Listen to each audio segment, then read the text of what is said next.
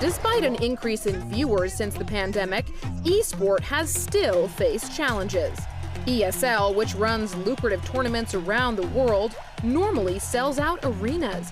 But like other sports, they've had to rethink their strategy. How were ESL's tournaments affected by the pandemic? It's a traveling circuit. We go to Australia, we have an event. We go to New York, we have an event, etc., etc.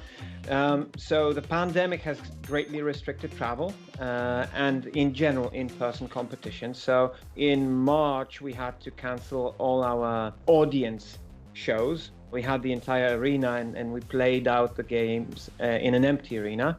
We then had to switch our competition entirely from, in person on a local computer network to online. All the tournaments are streamed online now. How have viewing figures fared? Our first event that was affected broke all of our viewership records. The grand final had over 1 million peak concurrent viewers tuning in, simply because people decided to stay home. All sports was on pause. Right now, as the restrictions have kind of eased up, it kind of normalized back to the trends that we were seeing before the pandemic.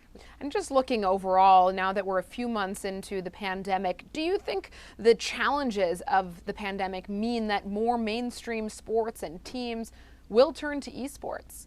To some degree, yes. In a way, Manchester City has a FIFA player. It's kind of a natural extension.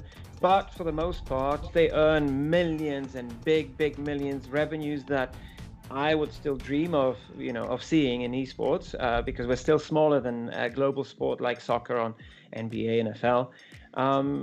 They still have to operate their sport to make money. And if they wanted to suddenly switch and do what we did, we'd probably kick their butts.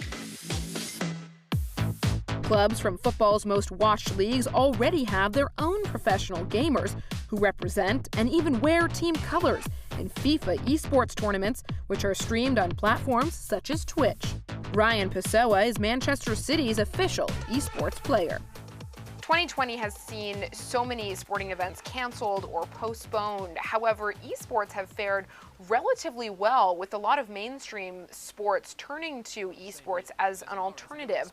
What have you made of the adoption of esports by mainstream sports? I think it's a great thing, especially for esports. I wouldn't say that esports should be like a direct replacement from actual sport. I feel like it should go hand in hand with each other. Having the likes of esports tournaments that are being televised on mainstream media is always going to be beneficial for both, not just esports, for actual sport as well. Have you seen an increase in fans over the last few months? I'd say so, yeah, definitely in streaming. There's a lot of people that would come into my streams, for instance, and say they're not usually a gamer, or when they do play, it's kind of sporadically, but because they do have a lot more free time being at home, they can gain into the esport.